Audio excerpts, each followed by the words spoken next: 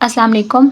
आज है एक्सरसाइज 4.8 में हमारे पास वर्ड प्रॉब्लम्स हैं जिसमें हमें कुछ एक्सप्रेशन लिखनी है। इसके लिए आपको area of rectangle, perimeter of rectangle, फिर स्क्वायर के लिए एरिया और पेरीमीटर का फार्मूला, ये वाली सारी चीज़ें आनी चाहिए। ठीक है, तो जो सबसे फर्स्ट वाला है इसमें उन्होंने आपको बताया है कि ये वाली जो एक्सप्रेशन है ये रेक्टेंगुलर, ये एरिया ऑफ रेक्टेंगल का। ठीक है, मतलब एक उन्होंने आपको एक चीज़ बताई है जिसकी शेप कैसी है, वो रेक्टेंगुलर शेप है और उन्होंने बोला कि ये उसका एरिया है। ठीक है, ये इट्स मीन कि ये आपको एरिया गिवन है। हमें क्या फाइंड करनी है? डायमेंशंस का मतलब होता है कि लेंथ या विड्थ, मतलब उसकी लेंथ कितनी है, उसकी विड्थ कितनी है, वो आती है इसके डायमेंशन में। ठीक है, तब हमारे पास ये वाला आपके पास एरिया है और ये किसकी बात हो रही है? रेक्टेंगल की बात हो रही है। तो रेक्टेंगल के लिए एरिया का फार्मूला क्या होता है? Area equals to length time width. It's mean के एरिया की जगह हम एरिया का फार्मूला लगाएंगे, मतलब एरिया की जगह एरिया की वैल्यू पुट करें और फिर हमने यहाँ से लेंथ टाइम विड्थ फाइंड करनी है। तो हम क्या करेंगे? सिंपल इसकी फैक्टराइजेशन कर लेंगे और यहाँ पे जब हम फैक्टराइजेशन करेंगे इसकी कंप्लीट, तो इस साइड पे हमारे पास इसके दो फैक्टर्स आ जाएंगे ना। मतलब अगर हम ये सपोज करें कि ये, और यहाँ पे अगर हम इसको आगे पूरा सॉल्व करें तो हमारे पास यहाँ पे दो फैक्टर्स आ जाएंगे। तो उन फैक्टर्स में से एक हमारे पास लेंथ हो जाएगा, दूसरा हमारे पास विड्थ हो जाएगा। तो अब हमने इसकी फैक्टराइजेशन करनी है, वो कैसे करते हैं? अब ये देखिए यहाँ पे कुछ भी नहीं है तो इट्स मीन के 1 है, 3 को 1 से मल्टीप्लाई किया तो 3 ही आ गया। अब हमें चेक करना है कि कौन से दो नंबर्स हों जिनको आप आपस में मल्टीप्लाई करें तो 3 आए, प्लस और माइनस, प्लस या माइनस करें तो हमारे पास 2 आए। ठीक है, तो अगर हम इसको चेक करें 3 1 सा 3, तो अगर आप इन दोनों को प्लस करें तो 4 होता है, लेकिन अगर आप माइनस करें तो हमारे पास 2 आ सकता है ना। 3 माइनस 1 2 होता है। तो इट्स मीन कि हम ये वाले दो नंबर्स ले सकते हैं, जब इन दोनों नंबर्स को हम माइनस करेंगे तो हमारे पास 2 आ सकता है। यहाँ तक ये डिसाइड हो गया इन दो नंबर्स की बात। उसके बाद हमें ये डिसाइड करना होता है कि साइन हमने किसके साथ कौन सा साइन लगाना है। तो सबसे पहले तो एक तो आपके पास, आप ये देखिए इसके साथ x भी है ना, तो इट्स मीन कि एक आपके पास हो गया 3x और एक आपके पास हो गया x, मतलब 1x को आप सिंपल x लिख देते हैं। अब हमने साइन को कैसे डिसाइड करना है तो हमने इनको माइनस है ना, तो आप यहाँ माइनस लिख लें। अब जो यहाँ पे टर्म है ना, यहाँ पे जो नंबर है उसके साथ का जो साइन है ना, वही साइन हमने हमेशा इन दोनों में से जो ग्रेटर है उसके साथ लगाना होता है। यहाँ पे 2 के साथ कौन सा साइन है? माइनस का। तो इट्स मीन के जो ग्रेटर है इन दोनों में से उसके साथ माइनस का साइन आएगा। अब देखें तो हमने इसको करना तो माइनस है ना, तो इट्स मीन के यहाँ पे इट्स मीन के ऑपोजिट साइन होते हैं तो हम माइनस करते हैं ना। मतलब जब आपके पास ऑपोजिट साइन होते हैं तो इट्स मीन के हम सब्ट्रैक्ट करते हैं। तो अब हमें यहाँ पे सब्ट्रैक्ट करना है तो इट्स मीन के इन दोनों के ऑपोजिट साइन होने चाहिए। अगर इसके साथ माइनस है तो फिर इसके साथ प्लस होना चाहिए, तो इट्स मीन के इसके साथ हमने प्लस लगा दिया। इसको हमने ऐसे बना के लिख दिया। अब हमने क्या करना होता है? दो दो के पेयर बनाने हैं। पहले आप इन दोनों को पेयर बनाएं, यहाँ से एक्स को कॉमन निकालें, मतलब देखें एक्सिस में भी है और एक्सिस में भी है, तो एक्स एक एक्स बाहर निकाल लें। अब उस एक्स को इस टर्म के साथ देखें, यहाँ में से एक एक्स चला गया तो पीछे कितने बचे? सिर्फ एक बचा, तो हमने एक एक्स लिख दिया माइनस का साइन। अब आप इस वाली टर्म को देखें, यहाँ से भी एक एक्स बाहर चला गया तो पीछे सिर्फ बच गया 3। ठीक है, ये हो गया। अब आप यहाँ इस वाले में से देखें, अब देखें तो यहाँ से कुछ भी कॉमन नहीं आ सकता ना, ये वाला एक्स और ये वाला 3 है, कुछ भी ऐसा नहीं है जो दोनों में कॉमन आ सके। तो जहाँ पे हमारे पास कुछ भी कॉमन नहीं आता वहाँ से हम 1 को कॉमन निकाल लेते हैं और अंदर क्या हो जाएगा? x minus 3 as it is. और इसमें आपने ये ख्याल रखना होता है कि आपके ये वाले जो ब्रैकेट्स हैं ये दोनों सेम होने चाहिए। फिर नेक्स्ट स्टेप में हम क्या करते हैं, जो एक बार ब्रैकेट्स में होता है हम उसको एक मरतबा लिख देते हैं और फिर जो एक बार ये बाहर वाले नंबर्स होते हैं इनको भी हम एक बार ब्रैकेट में क्लोज कर देते हैं। तो इट्स मीन कि हमारे पास ये बन गया। तो इट्स मीन कि हमारे पास ये वाले दो फैक्टर्स बन गए हैं। तो इसमें से जो ये वाली हो जाएगी, ये वाला आप लेंथ कर लें और ये वाला आप विड्थ कर लें। तो इट्स मीन कि जो हमारे पास इसके डायमेंशंस हैं वो क्या हो जाएंगी? x+1 और x-3। उसके बाद ये देखें, ये लेंथ और विड्थ की बात है ना, और ये किस में है? मीटर में। तो एरिया के साथ हमेशा मीटर स्क्वायर लगेगा और लेंथ और विड्थ के साथ हमेशा सिर्फ मीटर और मीटर लगेगा, मतलब इनके यूनिट्स की बात की जाए तो। इसलिए जब हमने डायमेंशन लगानी है तो साथ में हम इनके मीटर भी लगा देंगे। उसके बाद फिर नेक्स्ट है इसका पार्ट बी। उस वाले में है कि हमने एक्सप्रेशन लिखनी है पेरीमीटर के लिए। ठीक है, अब हमने पेरीमीटर के लिए एक्सप्रेशन लिखनी है और ये पेरीमीटर किसका है? रेक्टेंगल का। तो रेक्टेंगल के पेरीमीटर का क्या फार्मूला होता है? 2l + 2w। पेरीमीटर होती क्या चीज़ है? ये वाले जो मतलब साइड्स है ना, इन सबको ऐड कर लेते हैं। तो अगर आपके पास ये वाली और ये वाली साइड सेम होती है, ये वाली और ये वाली साइड सेम होती है, तो मतलब इन दोनों को ऐड और इन दोनों को हम ऐड कर लेते हैं। ठीक है, तो हमारे पास पेरीमीटर का फार्मूला ये होता है 2 × l + 2 × w। तो अब आपने यहाँ से पेरीमीटर को फाइंड करना है। तो लेंथ भी हमारे पास आ चुकी है, विड्थ भी आ चुकी है। लेंथ ये थी और विड्थ ये थी, तो लेंथ की जगह पे लेंथ की वैल्यू लगा दें, विड्थ की जगह पे विड्थ की वैल्यू लगाएं और अब आप इसको बेशक अंदर सॉल्व कर लेंगे। ठीक है, 2 को x के साथ मल्टीप्लाई किया तो 2x, 2 को 1 के साथ मल्टीप्लाई किया तो 2, प्लस का साइन 2 को x के साथ किया तो 2x, 2 को -3 के साथ मल्टीप्लाई किया तो -6। अब यहाँ से जो लाइक टर्म्स हैं एक जैसे हैं उनको सॉल्व करेंगे। 2x प्लस 2x हो जाएगा 4x, 2 -6 -4। अगेन पेरीमीटर जो है वो भी हमारे पास मीटर में होता है। नेक्स्ट हमें अब फाइंड करना है cost for fencing and the rate of ₹200 पर मीटर। अब यहाँ से देखें तो हमें कैसे पता चलेगा कि हमने यहाँ पे फार्मूला कौन सा लगाना है। अगर ये मीटर की बात होगी तो इट्स मीन कि हमें पेरीमीटर यूज़ करना है, क्योंकि देखिए अभी मैंने बताया ना कि पेरीमीटर के लिए हमने मीटर लगाना होता है। तो अगर आपके पास यहाँ पे मीटर लिखा हुआ है तो इट्स मीन कि आपने पेरीमीटर वाला फार्मूला यूज़ करना है, और अगर यहाँ पे मीटर स्क्वायर होता तो इट्स मीन कि हमने एरिया वाला फार्मूला यूज़ करना होता। तो यहाँ पे उन्होंने बोला है कि 1 मीटर के लिए कितना है कॉस्ट 200 है। तो हमें बताएं कि टोटल उसकी जो टोटल कॉस्ट है वो मतलब मीटर के लिहाज से भी टोटल कॉस्ट कितनी होगी। तो अगर 1 मीटर आपके पास 200 रुपीज़ हैं तो हमारे पास टोटल यहाँ पे कितने मीटर्स आए हैं पेरीमीटर में 4x - 4 मीटर। तो हमारे पास यहाँ पे टोटल कितने आए हैं 4x - 4 मीटर। तो इट्स मीन कि 4x - 4 मीटर के लिए हमारे पास कितना हो जाएगा। उसके लिए आपने क्या करना है, अब देखिए जैसे अगर एक कैंडी आपके पास 5 रुपीज़ की है तो 2 कैंडीज़ कितने की होंगी, तो इसके लिए हम 5 को 2 से मल्टीप्लाई कर देते हैं। बिल्कुल उसी तरह से अगर 1 मीटर इतने का है तो इतने मीटर कितने का होगा, इसके लिए आपने इन दोनों को आपस में मल्टीप्लाई कर लेना है। 200 को यहाँ पे मल्टीप्लाई करेंगे तो 200 × 4x हो जाएगा 800x, माइनस 200 को 4 के साथ मल्टीप्लाई करेंगे तो 800। उसके बाद नेक्स्ट वाले में आप देखें तो हमें कॉस्ट बतानी है at the rate of 250 metre square. अब ये देखें तो अब ये स्क्वायर की बात आ गई, इट्स मीन कि अब हमने यहाँ पे एरिया को यूज़ करना है, ठीक है। तो अब ये देखें पर मीटर स्क्वायर, इट्स मीन कि 1 मीटर स्क्वायर के लिए आपके पास कितना है कॉस्ट 250 है, और हमें टोटल एरिया के लिए बतानी है। तो अगर 1 मीटर स्क्वायर के लिए 250 है तो इतने एरिया के लिए कितनी होगी, एरिया हमें यही गिवन है ना क्वेश्चन में, तो इतने एरिया के लिए बताएं कि कितना चाहिए होगा। तो अगेन अगर 1 के लिए 5 है तो 2 कैंडीज़ के लिए क्या होता है, हम उसको मल्टीप्लाई कर देते हैं। बिल्कुल इसी तरह से अगर 1 के लिए इतना है तो इतने के लिए कितना होगा, इसके लिए आप दोनों को मल्टीप्लाई कर देते हैं। तो मजीद इसको सॉल्व नहीं किया हुआ, बस आपके पास इतना ही लिखा हुआ तो हम भी इसको इतना लिख सकते हैं, और साथ में बेशक यहाँ पे रुपीज़ पे लगा दें क्योंकि ये कॉस्ट की बात हो रही है। उसके बाद फिर नेक्स्ट है इसका सेकंड वाला, उसमें अब आपके पास जो यूज़ हो रहा है वो स्क्वायर वाली शेप है, ठीक है। अगेन यहाँ पे भी आपको जो एरिया के लिए एक्सप्रेशन गिवन है वो ये है, हमें क्या फाइंड करनी है, find the length of the surface. Area आपको स्क्वायर का गिवन है जो कि ये है, और हमें फाइंड करनी है लेंथ। इट्स मीन कि हमारे पास एरिया ऑफ स्क्वायर किसके इक्वल होता है, लेंथ टाइम्स लेंथ, मतलब जो स्क्वायर होते हैं उसके सब साइड सेम होती हैं, तो एरिया के लिए भी हमारे पास क्या हो जाता है, लेंथ टाइम्स लेंथ हो जाता है। अब हमारे पास एरिया ऑफ स्क्वायर क्या था, ये वाला आपके पास एक्सप्रेशन गिवन था। अगेन हम यहाँ पे भी इसकी फैक्टराइजेशन करेंगे और इस तरफ हमारे पास लेंथ आ जाएगी, ठीक है।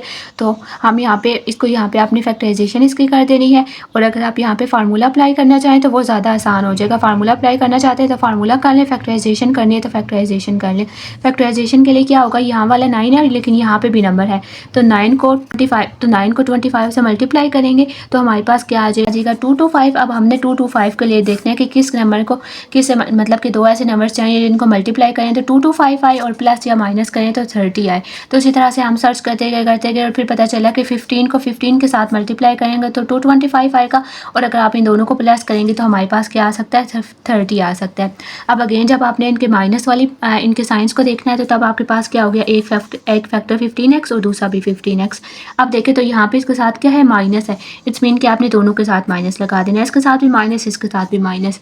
अब अगेन हमने उसी तरह से इन दोनों में से कॉमन देखेंगे तो क्या आ जाएगा, एक तो 5 कॉमन आ सकता है नंबर्स में से और फिर x भी आ सकता है, तो 5x कॉमन आ गया। अब इस 5x को इसके साथ देखें कि 5 के टेबल में 25 कब आता है, ठीक है। अब हमने इसके टेबल को देखना होता है, 5 के टेबल में 25 कब आता है 5 पे, तो यहाँ पे आ गया 5, एक x बाहर चला गया था, पीछे एक x बच गया, माइनस का साइन। 5 के टेबल में 15 कब आता है 3 पे, एक ही x था वो बाहर चला गया। अब यहाँ पे देखें, यहाँ पे ये वाला इसके साथ अब माइनस है, मतलब अब ये वाले दो हम देख रहे हैं ना, तो इस वाले नंबर के स्टार्टिंग में माइनस है। जब भी यहाँ पे माइनस होगा तो हमने 3 के साथ माइनस को कॉमन लाजमी निकालना होगा, जो भी यहाँ पे नंबर होगा उसके साथ माइनस कॉमन लाजमी आएगा, ठीक है। तो और यहाँ से माइनस आ गया इसकी वजह से, और इन दोनों में से क्या कॉमन आ सकता है, 15 और 19 के सेम टेबल में आते हैं, 3 के सेम टेबल में आते हैं, मतलब 3 के टेबल में है ना 15 भी और 9 भी, तो इसलिए हमने 3 को कॉमन निकाली और x कॉमन नहीं निकल सकता। अब आपने क्या करना है कि आप देखें 3 के टेबल में 15 कब आता है 5 पे, तो ये हो गया 5x। अब ये देखें तो ये माइनस का साइन जब हमने बाहर कॉमन निकाला था तो उसकी वजह से अंदर वाले साइन चेंज हो जाएंगे। अंदर आप देखें यहाँ पे पहले अगर आप सिर्फ इसको देखें तो 15 के साथ पहले माइनस था ना, लेकिन अब हमने 5 के साथ माइनस नहीं लगाना, यहाँ पे 9 के साथ प्लस था तो 3 के साथ माइनस आ जाएगा। तो आपने इसको इस तरह से देखना है कि अंदर वाले साइन चेंज करने हैं, यहाँ पे प्लस का साइन था तो अब यहाँ पे माइनस का साइन आएगा। 3 के टेबल में 9 कब आता है 3 पे, अगेन जो बाहर वाले हैं आपने उनको भी एक बार कंबाइन करके ब्रैकेट में लगा देना है, जो ब्रैकेट वाले हैं उनको भी लिख देना है। तो अब आपके पास ये क्या हो गया, इनको अगर आप क्लोज करेंगे तो ये आपके पास स्क्वायर में लिखा जा सकता है ना, मतलब सेम नंबर सेम से मल्टीप्लाई हो रहा है, तो ये वाला भी स्क्वायर हो गया और यहाँ से भी एल से मल्टीप्लाई हो रहा था तो स्क्वायर बन गया। हमें खाली एल की वैल्यू चाहिए, तो जो स्क्वायर को ख़त्म करना है अपोजिट क्या होता है अंडर रूट, तो इसलिए अंडर रूट हमने यहाँ पे भी अप्लाई किया था, अब यहाँ पे अप्लाई किया था, दूसरी साइड पे भी अप्लाई करना था। यहाँ का स्क्वायर और अंडर रूट कैंसिल, यहाँ का स्क्वायर और अंडर रूट कैंसिल, तो इट्स मीन क्या है हमारे पास क्या आ गया 5x - 3। और अगर यही वाला आप फैक्टराइजेशन के बजाय फार्मूला से क्लोज करना चाहते हैं तो उसमें क्या हो जाता 25x को हम किस तरह से लिख सकते थे 5x का स्क्वायर, फिर ये वाला 9 को हम किस तरह से लिख सकते थे 3 का स्क्वायर। उसके बाद यहाँ पे माइनस का साइन है, इट्स मीन कि आपने माइनस के साथ लिखना था 2 को और एक बार माइनस के साथ आपने एक बार ए को लिखा और एक बार बी को लिखा, तो ये आपके पास यहाँ पे इस तरह से लिखा गया। उसके बाद आपने जब इसको क्लोज कर देना था तो ये आपके पास आसानी से यहाँ तक बन जाता और फिर आप स्क्वायर लेते थे, स्क्वायर अप्लाई कर लेते तो हमारे पास अंडर रूट अप्लाई करते तो हमारे पास ये सॉल्व हो जाता। उसके बाद अब हमें फाइंड करना है expression for the boundary of surface. Boundary की अगेन बात हो रही है, तो बाउंड्री हमारे पास क्या होती है जो आउटर सारा स्ट्रक्चर होता है। इन टर्म ऑफ फिर हम इसको पेरीमीटर यूज़ करते हैं। जो बाउंड्री फेंसिंग ऐसे वाले जो सारी टर्म्स होती हैं वो पेरीमीटर के लिए यूज़ होती हैं। तो इस मीन कि अब हमें फाइंड करनी है एक्सप्रेशन फॉर पेरीमीटर, तो पेरीमीटर फॉर स्क्वायर का क्या फार्मूला होता है P = 4 टाइम्स L, क्योंकि देखिए स्क्वायर की सब साइड सेम होती है ना, तो पेरीमीटर में हमने सिंपल सब साइड्स को ऐड कर लेना होता है, तो वो क्या बन जाएगा 4L बन जाएगा। अब अगेन पेरीमीटर हमें फाइंड करना है, तो as it is 4 as it is length हमारे पास क्या आई है 5x - 3, वो यहाँ पे पुट करें। अब ये 4 मल्टीप्लाई हो रहा है तो 4 इसके साथ भी मल्टीप्लाई, 4 इसके साथ भी मल्टीप्लाई, 4 × 5x हो जाएगा 20x, 4 × 3 हो जाएगा 12, दरमियान में माइनस का sign as it is, perimeter find करने है तो इसलिए मीटर आ जाएगा। अब नेक्स्ट है expression for the cost of polishing the surface of machine eight the rate of 75 पर मीटर स्क्वायर। स्क्वायर की बात हो रही है, स्क्वायर की बात हो रही है, मीटर स्क्वायर की बात हो रही है, तो इट्स मीन कि हमें क्या यूज़ करना है एरिया यूज़ करना होगा, ठीक है। तो अब यहाँ पे पर मीटर स्क्वायर की बात है, इट्स मीन कि 1 मीटर स्क्वायर के लिए कितनी कॉस्ट है 75 रुपीज़, तो कॉस्ट फॉर 1 मीटर स्क्वायर कितनी है 75, और हमारे पास कितना गिवन है था एरिया, हमारे पास कितना टोटल गिवन था, ये वाला आपके पास एक्सप्रेशन गिवन थी। तो अगर 1 मीटर के लिए इतना है तो इतने के लिए कितना होगा, उसके लिए आपने सिंपल दोनों को मल्टीप्लाई कर देना है, तो हमारे पास ये एक्सप्रेशन हो जाएगी। मतलब सिर्फ 75 मल्टीप्लाई दिस कर दें, आगे मल्टीप्लाई करने की ज़रूरत नहीं है। फिर हमें एक्सप्रेशन लिखनी है for the two sides of machine surface, और वो क्या है मीटर है। तो यहाँ से हमें क्या पता चला कि हमें क्या यूज़ करना है, हमें यूज़ करना है पेरीमीटर वाला, लेकिन पेरीमीटर जो होता है वो 4 साइड्स का होता है ना, मतलब अगर आपके पास ये है तो L L L और L, तो पेरीमीटर जो हम यूज़ करते हैं ना वो आपके पास इस तरह से होता है कि उसमें 4 सब साइड्स आती है। हमें सब नहीं चाहिए, हमें सिर्फ 2 साइड्स चाहिए, मीन्स के सपोज कर लें ये वाली 2 साइड्स चाहिए, मीन्स के हमें सिर्फ 2L चाहिए। तो हम पहले 2L को यहाँ से फाइंड करेंगे, क्योंकि 2L होता कितना है, फिर हम उसको 28 से मल्टीप्लाई करेंगे, तो 2L हमारे पास क्या हो जाएगा 2, और लेंथ तो हम पहले ही फाइंड कर चुके हैं, लेंथ हमारे पास क्या आई थी यहाँ ऊपर यहाँ पे 5x - 3, तो 5x - 3 तो ये क्या हो गया 10x - 6। इट्स मीन कि हमें अब किसके लिए फाइंड करना है 10x - 6 के लिए फाइंड करना है by using the formula of perimeter. वहाँ से हम देखा कि 2 साइड्स की लेंथ कितनी बनेगी, तो अब हमने इन 2 साइड्स की लेंथ के लिए फाइंड करना है। तो अगर 1 मीटर के लिए इतना है, इतने मीटर के लिए कितना होगा, उसके लिए आपने 28 को इसके साथ मल्टीप्लाई कर लेना और यहाँ पे आपके पास ये वाला एक्सप्रेशन हो जाएगा। नेक्स्ट है the volume of cubical oil tank in an oil refinery is express as this. हमें फाइंड करनी है एक्सप्रेशन ऑफ हाइट। अच्छा, अब ये क्या है volume of cubical oil tank. अब ये जो क्यूब है, मतलब ये इन टर्म ऑफ क्यूब आप इसको लेते हैं, ठीक है। तो जो क्यूब होता है उसके सब साइड सेम होती हैं, ठीक है, और उसकी लेंथ विड्थ हाइट सब सेम होगी। ये वॉल्यूम की बात है तो इट्स मीन के इसमें लेंथ भी आएगी, इसमें विड्थ भी आएगी, इसमें हाइट भी आएगी। और ये क्यूब की बात है तो इट्स मीन के ये तीनों सेम है, मतलब लेंथ भी वही है, विड्थ भी वही है और हाइट भी वही है, ठीक है। तो इसमें हमारे पास वॉल्यूम क्या है ये, और वॉल्यूम का फार्मूला क्या होता है, volume equals to length times width times height, ठीक है। और अब आपके पास वॉल्यूम के आपके पास ये वाली गिवन है आपके पास एक्सप्रेशन, तो वॉल्यूम की जगह पे वॉल्यूम की एक्सप्रेशन लगा लें। यहाँ पे आप बेशक इनका क्यूब ले लेना, क्योंकि ये तीनों सेम है, ये भी वही, ये भी वही, ये भी वही। यहाँ पे एच एल को कर लिखने के बजाय यहाँ पे एच कर लें, ठीक है, क्योंकि ये सारी सेम है। यहाँ पे आके एच का क्यूब। अब यहाँ पे देखें तो ये हमारे पास फार्मूला क्लोज हो रहा है a - b का होल क्यूब का, क्योंकि देखें ये भी आपके पास क्यूब बना है, ये भी आपके पास क्यूब बन रहा है। और अगर आप यहाँ पे लगाएंगे -3, ये है -3a² b, और यहाँ पे +3ab² वाला फार्मूला यहाँ पे क्लोज होगा। तो बजाय उस पूरे को क्लोज करने के आप सिंपल ये देख लें कि ये फर्स्ट वाला किसका बनता है, फर्स्ट वाला ये 125x³ किसका बनता है 5x का क्यूब बनता है, और ये वाला किसका बनता है 2 का। तो आप इसको 2 का क्यूब लिख लें इस तरह से, मतलब कि आप अगर लास्ट वाले आपको पता चल गए हैं, और ये वाला क्या है -3a² b + ab² वाला फार्मूला है। तो ये वाला किस फॉर्म में हम लिखते हैं, इसको हम इस तरह से होल वाली फॉर्म में लिखते हैं। तो ये इस तरह से लिखा जाएगा, इट्स मीन के पहली वाला माइनस ये वाला माइनस दूसरे वाले का लिखें और उसको आप क्यूब में क्लोज कर दें। अब यहाँ पे भी देखें तो हमारे पास इस तरफ भी क्यूब था, हमें सिर्फ खाली एज की वैल्यू चाहिए। तो क्यूब को ख़त्म करने के लिए क्या करना होता है, क्यूब रूट अप्लाई करना होता है। स्क्वायर को ख़त्म करने के लिए स्क्वायर रूट और क्यूब को ख़त्म करने के लिए क्यूब रूट। यहाँ पे दोनों तरफ अप्लाई करें, ये दोनों कैंसिल हो जाएंगे तो इसमें इनकी हाइट हमारे पास यहाँ पे क्या आ जाएगी 5x - 2 मीटर। उसके बाद अब हमें एक्सप्रेशन लिखना है फॉर सरफेस एरिया। अब क्यूब के लिए जो सरफेस एरिया का फार्मूला है वो है 6 टाइम्स लेंथ स्क्वायर, क्योंकि जो क्यूब है उसमें 6 साइड्स होती हैं तो उसका फार्मूला है surface area equals to 6 times L square. हमें सरफेस एरिया फाइंड करना है, 6 एज इट इज़ आ जाएगा और लेंथ वही है ना जो हाइट है, क्योंकि सब सेम होती है। तो लेंथ की जगह पे आपने उसकी वैल्यू लगा देनी है और उसके ऊपर स्क्वायर लाजमी लगाना है, और ये एरिया का था इसलिए मीटर स्क्वायर आ जाएगा। उसके बाद फिर नेक्स्ट हमें करनी है कॉस्ट, हमें एक्सप्रेशन लिखनी है for painting it from the outside, और मीटर स्क्वायर की बात हो रही है, ठीक है। अगेन मीटर स्क्वायर की बात हो रही है तो इसमें कि हमें क्या यूज़ करना है, सरफेस एरिया यूज़ करना है। मीटर स्क्वायर पर मीटर स्क्वायर इतना है तो इसमें कि अगर उसकी 1 मीटर स्क्वायर के लिए 32 रुपीज़ है तो इतने मीटर स्क्वायर के लिए कितना होगा, क्योंकि एरिया यही था ना, तो इसके लिए आपने दोनों को आपस में मल्टीप्लाई कर देना है। अब ये देखें 32 ये वाला था और फिर यहाँ वाला भी 6 था, तो 32 और 6 को सिंप्लीफाई कर लें, दोनों को मल्टीप्लाई करेंगे तो 192 आ जाएगा और अंदर वाला स्क्वायर एज इट इज़, उसके साथ बेशक रुपीज़ लगा लें। फिर नेक्स्ट है फोर्थ वाला, A mechanical engineer working on the wheel of machine find their areas given by this and this help him find radii of both wheels, ठीक है। मीन्स कि आपके पास ये दो एरिया है और हमें इन दोनों एरिया के रेडियस फाइंड करने हैं। इस एरिया का भी रेडियस फाइंड करना है, इस एरिया का भी रेडियस फाइंड करना है, और ये हैं कौन से, व्हील है। इस मीन के क्या है, सर्कल है, ठीक है। तो पहले वाले आप देखें, इसके लिए एरिया क्या गिवन है, ये है। एरिया का फार्मूला क्या होता है सर्कल के लिए, area equals to pi r square, ठीक है। तब हम इसको इस वाले को इस फॉर्म में रिड्यूस करने की कोशिश करेंगे कि कुछ पाई आर स्क्वायर बन जाए। तो उसके लिए आपने क्या करना है, देखिए पाई यहाँ भी है, यहाँ भी है, यहाँ भी है, तो आप इन्हें इस पूरी एक्सप्रेशन में से पाई को कॉमन निकाल लेना है। अंदर क्या बच गया, x square minus 6x plus 9, मतलब कि इसके साथ भी खत्म, इसके साथ भी खत्म, इसके साथ भी खत्म, क्योंकि वो बाहर निकल गया। तो अब देखें अगर आप इन दोनों को यहाँ से कंपेयर करें तो पाई पाई है तो आर स्क्वायर किसके इक्वल है, इस वाली चीज़ के इक्वल है, ठीक है। तो इट्स मीन कि हम आर स्क्वायर को इस एक्सप्रेशन के इक्वल करेंगे, तो r square equals to this हो गया। तो यहाँ पे फार्मूला बनाना है, तब भी अगर फैक्टराइजेशन करनी है तो भी मैंने फैक्टराइजेशन की। अगर फार्मूला बनाना चाहते हैं तो एक्स स्क्वायर को आप क्या लिख सकते हैं, एक्स का स्क्वायर, और 9 जो है वो भी हो जाता है 3 का स्क्वायर। उसके बाद माइनस का साइन है, मीन कि आपने -2 के साथ ए वाला लिखना है और बी वाला लिखना है। तो ये देखें ये वाला फार्मूला कंप्लीट हो गया। अब इसको क्लोज कर लें तो x - 3 का होल स्क्वायर में क्लोज हो जाएगा, ठीक है।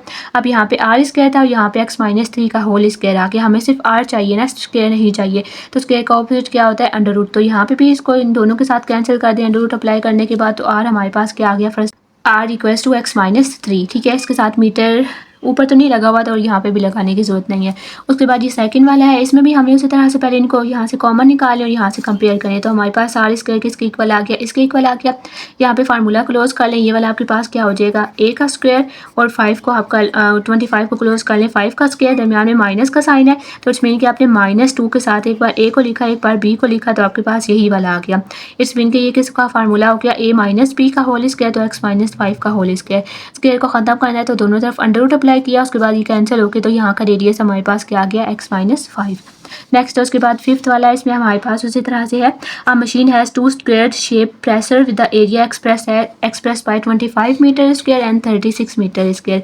The difference of this area describe a rectangular pressure, find the dimension of rectangular pressure. उन्होंने बोला कि आपके पास ये स्क्वायर है, आपके पास उन्होंने एरिया इतने बताए हैं, स्क्वायर इन एरिया का स्क्वायर के लिए उन्होंने इतने एरिया बताए हैं। इन एरिया का अगर आप डिफरेंस लेंगे तो वो आपके पास क्या हो जाएगा, रेक्टेंगुलर प्रेशर हो जाएगा, ठीक है। मतलब कि अगर आप इन दोनों का डिफरेंस लिखें तो वो equal to area of rectangular pressure हो जाएगा। तो हमने उसी तरह से किया, हमने दोनों का डिफरेंस लिख दिया। डिफरेंस कैसे लिखते हैं, मतलब कि माइनस, डिफरेंस का मतलब होता है माइनस, तो इन दोनों को हमने माइनस करके लिखा, तो माइनस करके कैसे हो जाएगा, इन दोनों के दरमियान में अपने माइनस का साइन लगा दिया, वो किसके इक्वल हो गया, एरिया ऑफ रेक्टेंगुलर प्रेशर। लेकिन हमें इनकी डायमेंशन बतानी है, डायमेंशन बतानी है मीन्स के लेंथ और विड्थ बतानी है। तो हम एरिया का फार्मूला यहाँ पे अप्लाई कर लिया, वो क्या हो जाएगा, लेंथ टाइम विड्थ। अब यहाँ पे देखें तो ये आपके पास क्या हो सकता है, 5m स्क्वायर को, इसको 25m स्क्वायर, इसको हम 5m स्क्वायर लिख सकते हैं, मतलब 5 का स्क्वायर होता है ना 25, और इसी तरह से 36 को भी हम 6 का स्क्वायर लिख सकते हैं, और n है तो n का स्क्वायर हो गया। यहाँ पे अब आप अपना फार्मूला अप्लाई कर लें, ये क्या हो जाएगा a का स्क्वायर माइनस b का स्क्वायर, ठीक है। मतलब a का स्क्वायर माइनस b का स्क्वायर किसके इक्वल होता है,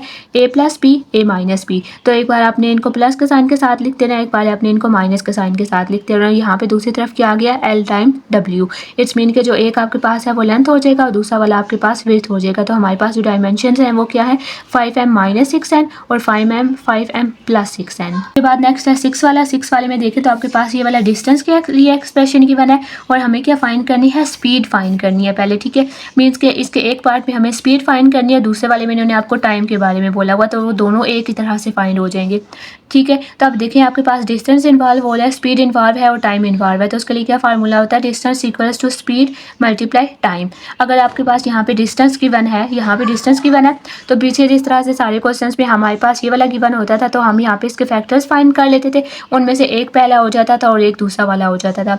तो हम जब यहाँ पे इसके फैक्टर्स फाइंड करेंगे तो ये हमारे, अब देखें यहाँ पे हम इसको फैक्टराइजेशन से ही सॉल्व करेंगे। यहाँ पे हम फार्मूला नहीं लगा सकते क्योंकि ये वाला किसी का भी परफेक्ट स्क्वायर नहीं होता।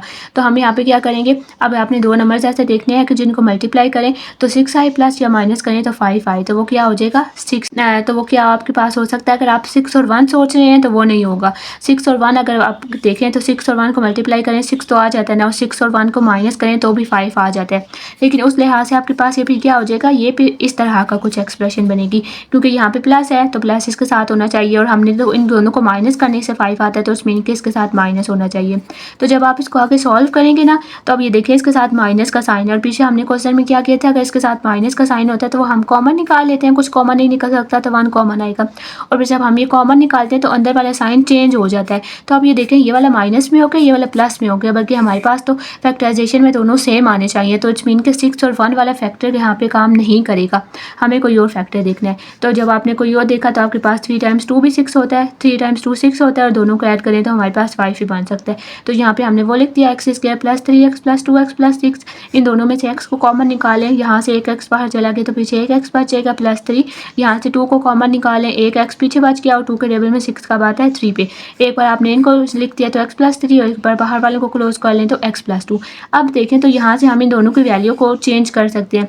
अगर स्पीड आप x प्लस 2 कंसीडर करेंगे तो टाइम हमारे पास ये वाला हो जाएगा, और अगर आप टाइम को ये वाला कंसीडर कर रहे हैं तो स्पीड हमारे पास ये वाली हो जाएगी। मतलब इन दोनों में से हमारे पास कोई भी फाइनल नहीं होता कि यही वाला स्पीड और यही वाला टाइम है, क्योंकि मल्टीप्लाई हो रहा है ना। मल्टीप्लाई आपके पास कम्यूटेटिव प्रॉपर्टी होती है, अगर आप 2 को 3 से मल्टीप्लाई करेंगे तो भी 6 आता है, 3 को 2 से मल्टीप्लाई करेंगे तो भी 6 आता है। मीन्स कि आप इनकी जगह चेंज कर सकते हैं। तो इसलिए हम उनको फॉर्म नहीं बता सकते कि स्पीड यही होगा और टाइम यही होगा। स्पीड ये भी हो सकती है, स्पीड ये भी हो सकती है, टाइम ये भी हो सकता है या ये वाला भी हो सकता है। तो इसलिए आप इनको ये कह देंगे कि अगर स्पीड आप ये वाली कंसीडर करेंगे तो टाइम दूसरा हो जाएगा, और अगर आप टाइम ये वाला कंसीडर करेंगे तो ये स्पीड हो जाएगी।